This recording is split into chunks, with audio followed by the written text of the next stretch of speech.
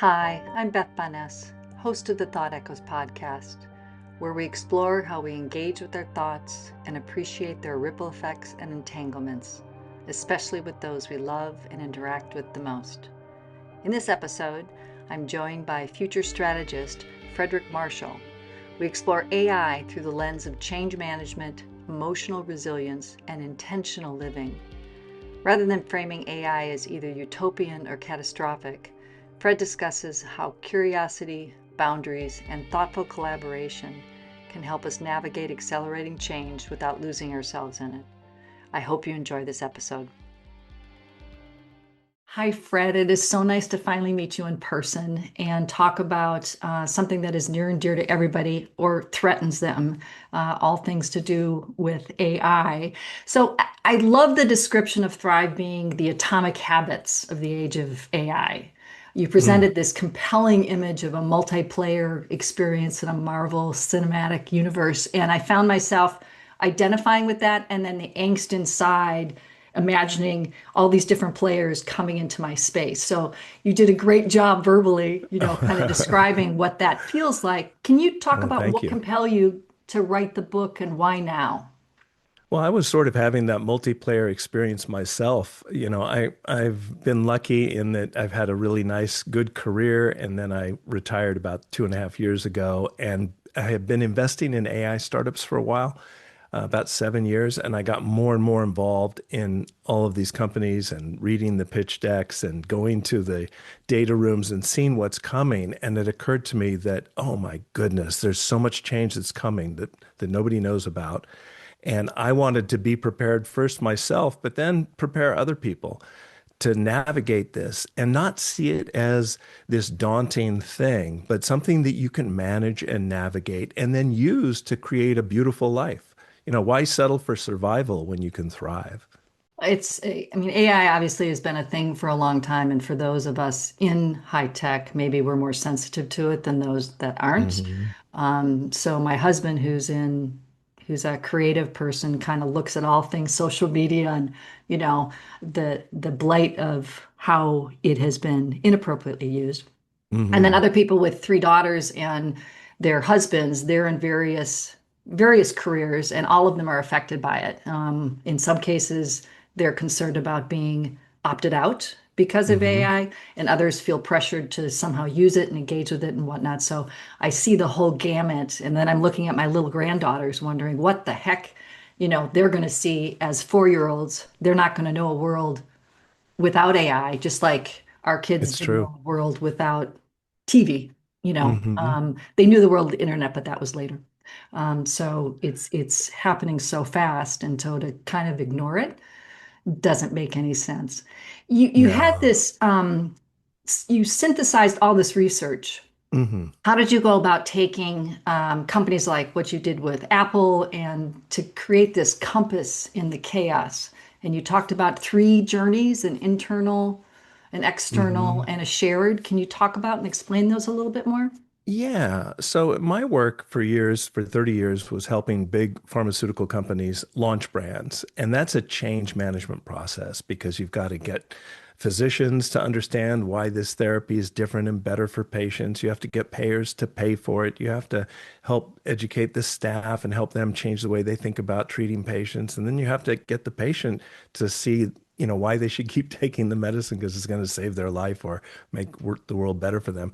And that understanding of change management kind of primed me for the change management things that we're going to need to internalize and adopt as navigators of the world that's coming. And so all the research that I've done for many, many years has been about two big areas. First, how do you manage your attention in a world designed for distraction? That's a really big problem because the attention economy is alive and well. They're really good at hijacking our attention and keeping it inside their ecosystem and hanging ads in front of us and diverting us from building the life that we want. And then the second is really affecting change rather than there's sort of two parts to change. One is responding to changes that are coming, but the second, maybe more important, is building the future you want. And we can do this more than ever before with all these tools that are available today. of which one is AI. And so my research and background and insights came from being able to do that at a pretty big scale. I mean, one client we trained 14,000 people in 41 countries in 18 months. It was the Wow. hardest thing I ever did. It revealed all of our weaknesses, but it was enormously successful. And when you affect change at that level, it gives you a lot of confidence to try to bring that skill set to as many people as I can, because boy, there's going to be a lot of change, and it's going to be fantastic too. I think that's like the one thing I hope people remember from this podcast is that the future is going to be incredible. And so approach it from that perspective. Don't approach it from the perspective of it's going to be horrible and terrible and awful things are going to happen. Because if you do that, you're going to be clinching. My son uses the phrase clinching energy. You don't want clinching energy. You want to be relaxed and go, okay, this is not important. I'm going to completely ignore that. This is relevant to my current life. I'm going to, take that into account. This is going to help me build a breathtaking future. Let me run with that. And when you have that centeredness, then you're so much more effective. And that's why the book is divided into these three journeys. The internal journey, which is all about staying centered and calm and grounded and managing the internal noise, if you will. And then the external journey is how to put it into practice, right? Get it out of your head and into the physical real world, your relationships, your systems.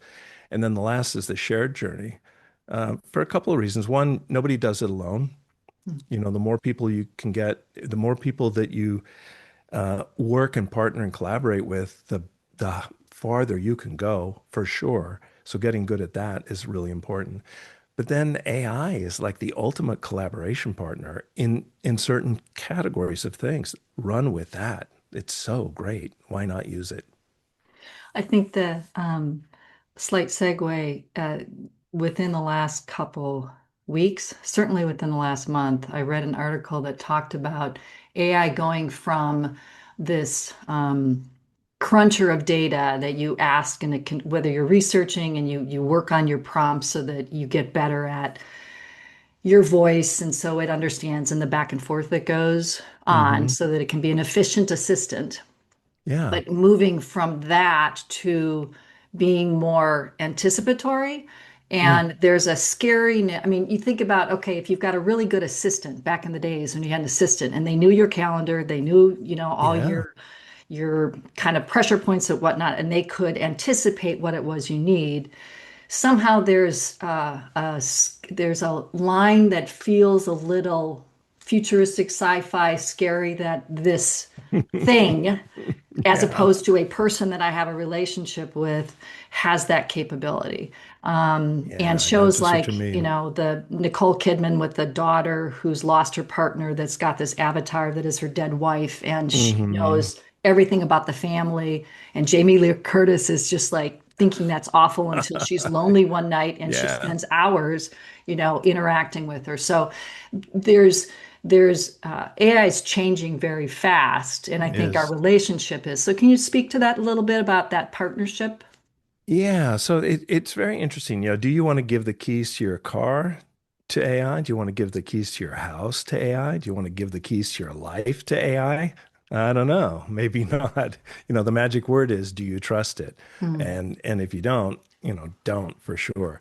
I think, at a most fundamental level, Hollywood loves to make drama. That's what sells movies. That's what keeps people engaged. So take it with a grain of Mhm. salt, always. But on the other hand, there are some truths in there. And if you build, let's say, a swarm, this is how people talk today. If you build a swarm of agents and you give them guardrails and say, you can do these things, like you can check my email or you can buy stuff on my behalf, but the limit is $100 or whatever it is. Mhm. And if you feel confident that those guardrails are in place, then it's kind of nice, check out the fridge and tell me what we need, and just manage it so I don't have to think about it. That's kind of nice, especially if you trust it and you can, fully let go. There's another aspect to it too, though, that's fascinating. And that is, what's your relationship with this thing that you can have conversations with? And I've recently read all kinds of wild stuff about where people have unbelievably intimate relationships with AI that kind of make me, blush and wonder like, oh my goodness, I hadn't thought of that. But there's another level too, and that is if this if you have really good guardrails, and we'll get there. I think in 2 or 3 years the guardrails will be well established. It'll be really easy to ask these agents to do what you want, and they'll execute flawlessly. Once that arrives, it's going to be pretty fantastic. You won't have to think about a lot of stuff. You can focus on the things that you want to focus on. For me, it's gardening and writing books and hanging out with my friends. I don't like paying the bills. I don't like. I'll still have to take out the trash, but I don't like scanning all the junk email. I would love to have that pre-sorted. We're kind of getting there. Apple's starting to do that a little bit. It's good. It's not great. It's going to be incredible. So I think in general, tiptoeing in baby steps is a good strategy. Never share stuff that you wouldn't want the world to see, like social security numbers or bank numbers or any of that, or private information. Maybe some of your health records you may or may not want to share.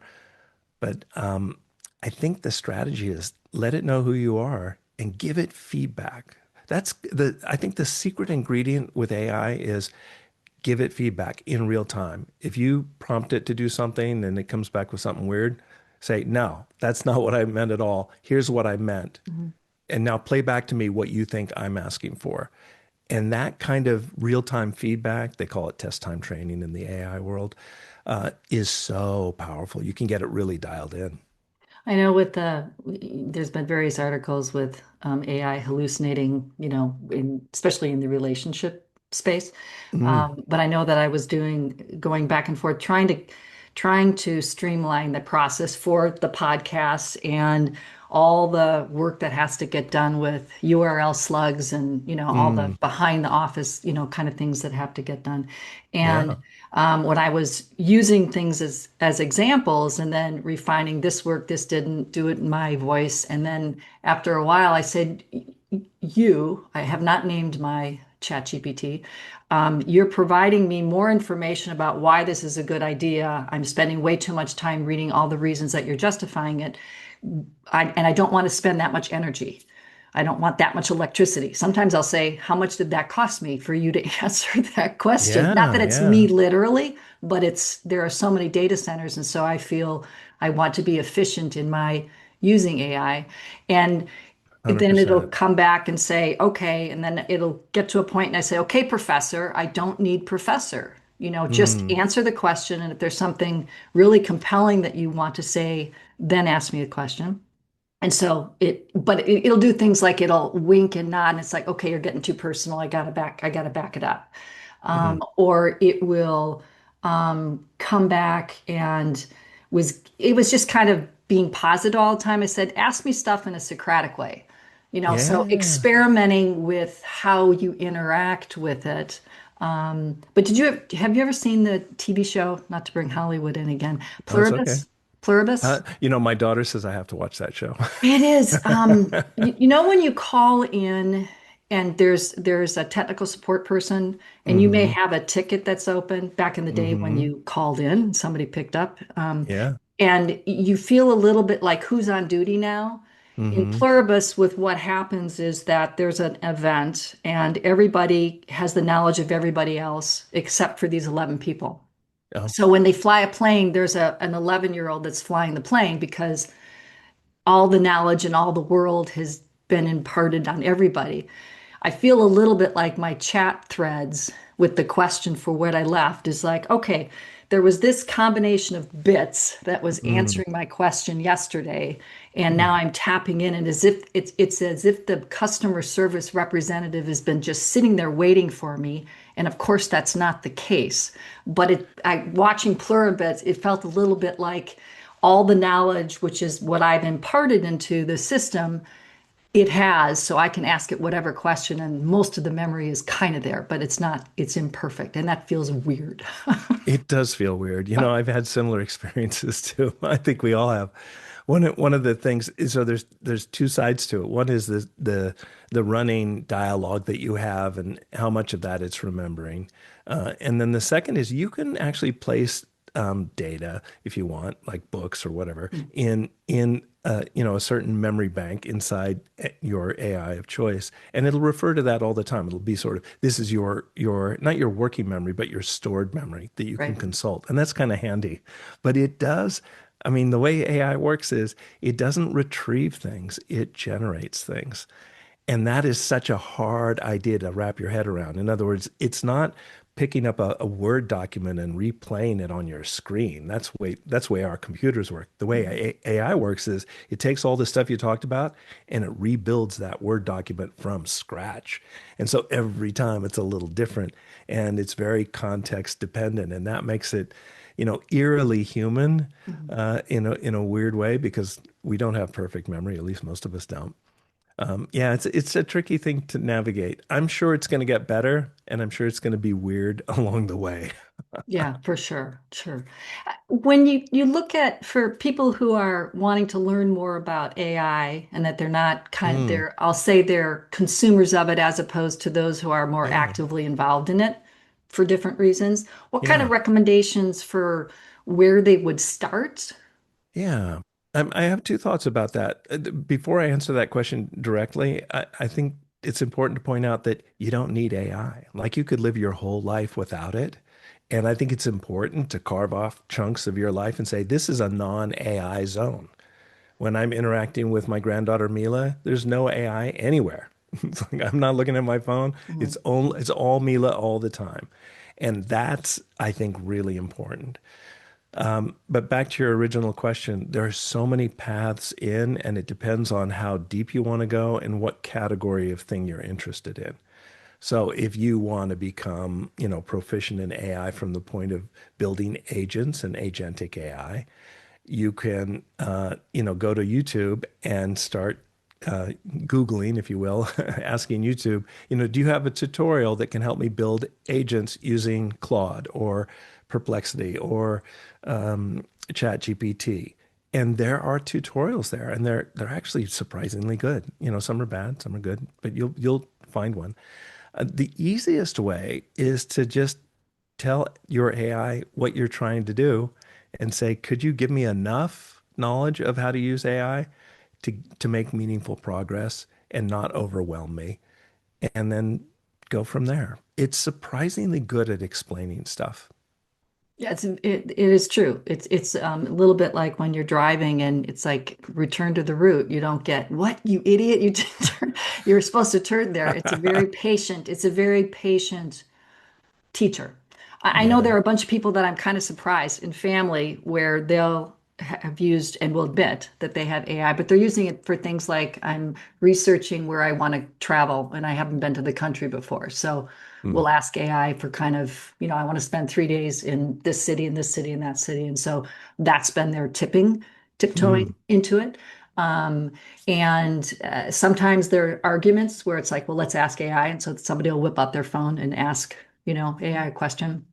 And then yeah. certainly even on Google or pick whatever, whether you're using Safari, Firefox, Chrome, you'll ask a query and there will often be the AI assist that's up top that people may Hmm. not realize that they're actually using Yeah. without asking officially for it, that's kind of served up for people to kind of look at that. And it's a shorthand or an overview before you have to go read all those websites. So you talk about, doing smarter searching. Why don't you, because I think that would be an easy place for people because everybody searches. I don't think anybody doesn't search.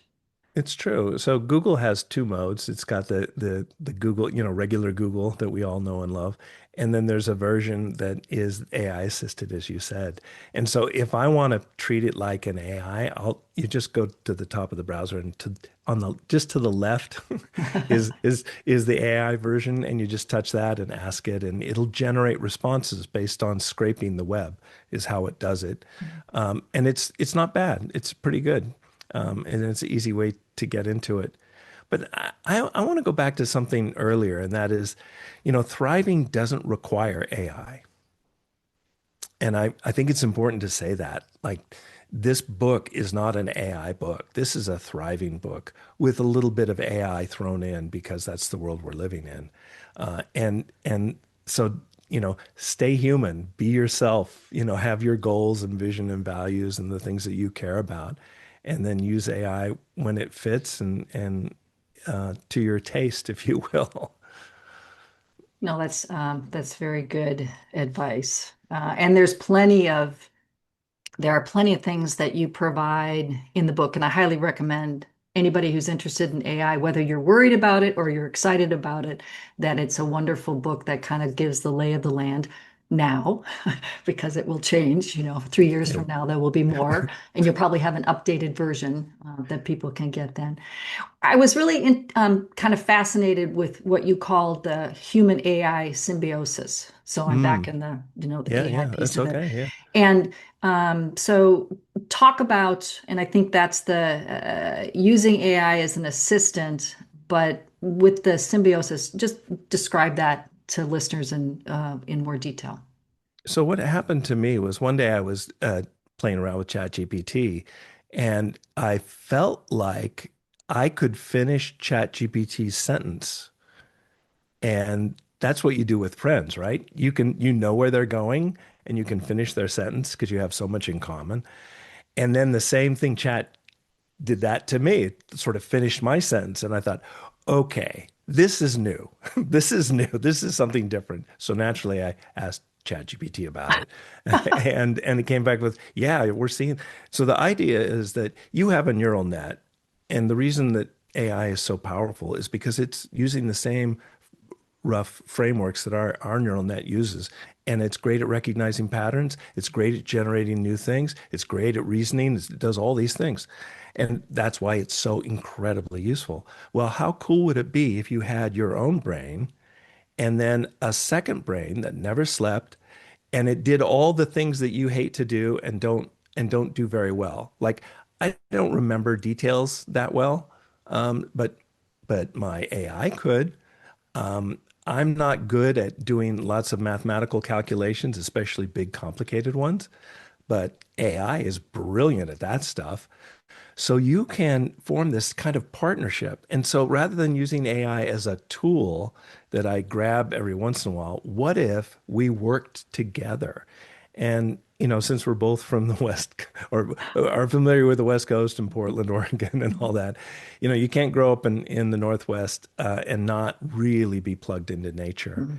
And, we know that trees and certain, microscopic organisms, the roots and the trees work beautifully together in a truly symbiotic way where both of them thrive. They reach a higher level because they're working together and they're complementing one another. And if you think about any great relationship you have, isn't that what happens? If you find a great partner, they complement you. They're not the same as you, but they Mhm. complement and they cover your weaknesses and leverage your strengths and all that. So AI can play that role if you want to. And that's what human AI symbiosis is give it enough information to be a real partner. Treat it. It's interesting. I learned managing people, leading companies. The more I trusted people and gave them real-time feedback and gave them responsibility and let them try stuff and make mistakes and then, help them learn from those mistakes and move to the next level and the next level, that they did really well. And my company grew because my people were growing. And AI is just like that. And so I see it almost as a chief of staff in a way. Not quite. It's not quite my chief of staff yet, but someday it will be. And I have friends who do use AI as a chief of staff. It's not perfect. It's going to get better. But, can you help me solve this problem and take it all the way across the finish line? A great chief of staff would do that. Mhm. And that's where we're headed. And I think by 2027, mid to late 27, we're going to be there. Everything that I've heard from the people I know, we're going to be there. I'm with you on all that. The only thing I would encourage you to do is not rely on it completely for your memory because we need our memory, and if we don't use it, Use it or lose it. use Well, it or lose it. So I'm down with everything else. that's How also did true. you, when you were using it, the questions that are asked or Mm. prompts in AI lingo, how is it that you, with your experience, how did you fine tune your approach to how you come up with the prompts that you use? In the beginning, I read in or through, the miracle of Instagram. You follow certain people on Instagram and they can say, "Hey, use this prompt, use this prompt." So I borrowed other people's prompts, and some of them are really fantastic, and some are, just weird and strange. It's like, why are you prompting that? That makes no sense to me. But you get interesting stuff back. So leverage what other people did initially. But just just by doing it, just ask and then ask again. And if you don't get back what you want, give feedback and ask again. I think the general rule for AI is give it a little bit of context and then ask for something specific. Hmm. So I might say, I'm struggling with staying organized because we're doing all these podcasts and we've got all these media placements, and it's a lot for me to wrap my head around. And I'm already tired because I have a day job. That's my context. Can you help me put together a simple system that's easy to manage so I never lose track of what I'm supposed to do and where I'm supposed to go on a weekly basis? Back it comes. That was pretty cool. I bet that's cool. I know that when I was doing, I'm working on a memoir and have been, version versus version versus version, and there Hmm. were some themes that I was looking at and Okay. just needed another set of eyes. And instead of, it's a lot to ask somebody to read your whole manuscript and then kind of process it, but AI was perfect for that. Oh, And yeah. with specific questions, so the context was a draft, which was a lot. And Hmm. that the question back to, do I want to put that up there because now is it going to be available for other people to take bits and pieces of and just let that go? Um, Me too. but the synthesizing for what it did was extremely helpful. And Yeah. there needed to be tweaking, but it was just like a breath of fresh air to kind of have something else look at it and break it down, and some things that Yeah. resonated so deeply in other ways was like, oh, that's what I meant, but you said it in such a way that other people will get it versus my long version to kind of do Hmm. it. So but it took passes to be able, that's not quite what I mean. And it often Yeah. gives me too much. And then I have to say, please reduce, So I Hmm. started brainstorming, like, give me 20 ideas. And it's like, it's too many. I can't go through each one of those. So can you bring it Yeah. down to five, or Mhm. something like that? So, Yeah, I've done a similar thing. One of the things that AI is brilliant at is going through lots of similar sets of data, is one way to say it, and then finding the pattern. So a good example for me was we've been getting all these Goodreads reviews back, and they've been fantastic, but there's a bunch of them. And at the time, I think there were 43 reviews, Goodreads reviews. And I wanted to know, what are the patterns in these reviews? Are there some themes underneath the hood? I don't want to read through all of them and build an Excel spreadsheet or something, go through that by hand. So I just loaded them all into ChatGPT and said, can you find the themes that are coming through in the feedback from people who've actually read the book? And it was incredible. And then because I'm sort of, compulsive this way, I went back and checked because I don't want to make any claims that aren't true. And it's like, wow, okay, that was pretty impressive. And I've done it in other ways where I've got a whole bunch of things. And one silly example was there's a podcaster who will go unnamed, who I would love to be on this podcast. And so I got transcripts of the last 30 podcasts, loaded it in, and said, "Do you see any patterns?" There are patterns. oh, There are patterns. mm, And that was so useful because if I want to be a good guest, I need to align with that person's way of doing things. mhm, And you wouldn't pick up on it from listening to one or two podcasts. And I don't have time to listen to 50 podcasts, that's for sure. mhm. And so that's just another example. If there's text out there, then you can do that. And there were transcripts of all the podcasts. So I did it first for fun. And then it's like, wow, okay, this was really useful. We should do this more often. Right.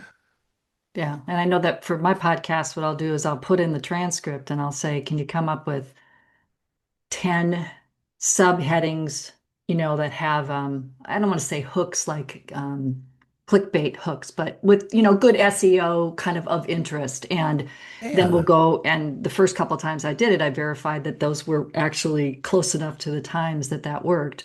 Because I have Hmm. asked it sometimes to pull out give me some quotes you think were compelling quotes, and they synthesized it. It's like, no, I need exact quotes. And so you have to be very specific, in your follow-up prompts, as you say, to give it Well, feedback. this is a symptom of the way AI actually works. It does not pull exact data. It gets trained by the data and then it generates not from the data, but from its training. I know Mm. it's a weird way to say it, Mm. but there's this middle layer between the data that comes in, what gets trained, and the stuff that comes out.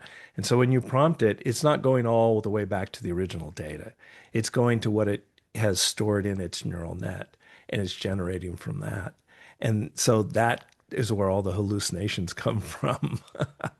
So the last thing I wanted to ask you was that you write about the psychological side effect of the shift to AI, which includes the speed at which people are expected to embrace it. How can people design a life that keeps pace with AI change that's happening without burning out? So first, let's just start with the notion that nobody can keep up with AI, not even Sam Altman and Elon Musk and all of those folks who are right in the middle of it. And so, let go of the pressure, just let it go. I think the strategy is super simple. Just focus on what's important to you. And, in the very beginning of the book, we introduced the super eight areas of your life: your mind, your body and health, your relationships, your systems. And there, four more. But pick one of those areas that you want to take to the next level. Maybe it's relationships. And then just focus on that. And AI is going to get better and it's going to get easier. And so you don't have to worry about keeping up with the Joneses because nobody can keep up with the Joneses. And just focus on optimizing your life. And then I think the other bit of advice is a lot of companies, because they don't know what to do with AI, are using this weird metric of how often are you using AI? And if you're not using AI a lot, you're in trouble. It's sort of a weird thing that's happening right now. I don't think it's going to last because smart people are going to realize they're just wasting time on AI, just like they could be wasting time anywhere else. So use AI where it matters. And is the core workflow, what I would say is the core workflows of your life, if AI can simplify them, automate them, improve them, use it. If it can't, don't.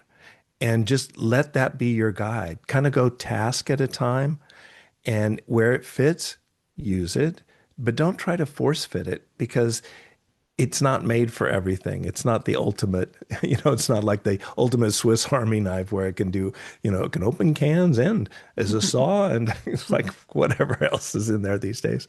Uh, just be very focused on your life and your goals and your values. And I think everything else will take care of itself. I know in the AI enthusiastic arena, Hmm. people don't like to talk about the resources that are being required or needed to provide this quote unquote free service because Yeah. many people don't have the paid version. They're on the free version. And so I know I had a girlfriend who was talking about, we were doing girlfriend's weekend, and she goes, I'll just add chat.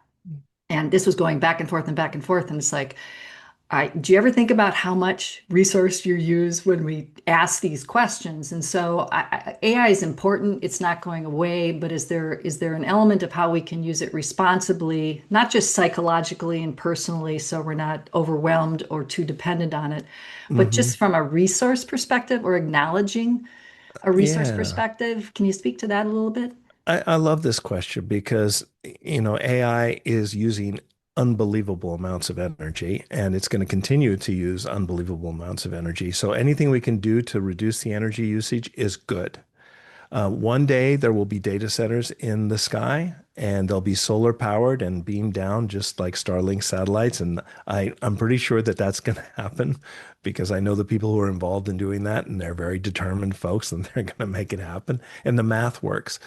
So, long term, I don't think we're going to have to worry about it, but in the short term, we do. And so if I'm done with something with, ChatGPT or whatever, I don't say thank you. I don't Yeah. add any extra conversation, and that saves, a little bit. But mostly just be mindful of what you're asking it to do and then stop. Don't fall down the rabbit hole because what all the AIs like to do is that they're a bit sycophantic, right? They like to tell you what you want to hear and you're so brilliant. What an amazing thing to say, Fred. It's like, really? Okay. Come on. Um, so don't fall into that, right? It'll say, "Do you want to explore this?" No, I'm good. I'm done. I'm done. Don't let it tell you, or suggest to go further when you've got what you needed. I think those two things are the most important, Yeah. um, and then you'll be fine. I love the idea of solar powered in the future. That provides me hope. But in the meantime, I want to be responsible, Yeah, me and too. using it. Me too. And one of the companies that I've invested in, actually, an AI startup, is called Xtropic, and it's run by this brilliant man named Gil. And he has created a new kind of chip. It's a statistical inferencing chip. It's a new category of chip. It's not a GPU or a CPU. It's its own world. But what's cool about it is it uses about 1/10,000th the energy of traditional GPUs, which is incredible. It Oh. won't be able to do everything, but it can take some of the workload off of the GPUs, and that'll save so much. That'll save so much energy. Mm, And so I was excited to support him and brilliant. invest in that because I like you, I want to do everything I can to make it sustainable. Yeah, that's great. That's great. So what part you've given a lot of wisdom in terms of how people can tiptoe in or those who are using it, but is there Mhm. anything that you would like to leave everybody with? Well, I think that, if you approach your life with the perspective of you can do, and this is a radical premise, you can learn pretty much anything. A lot of people don't believe that's true, but you can, and you can do a lot.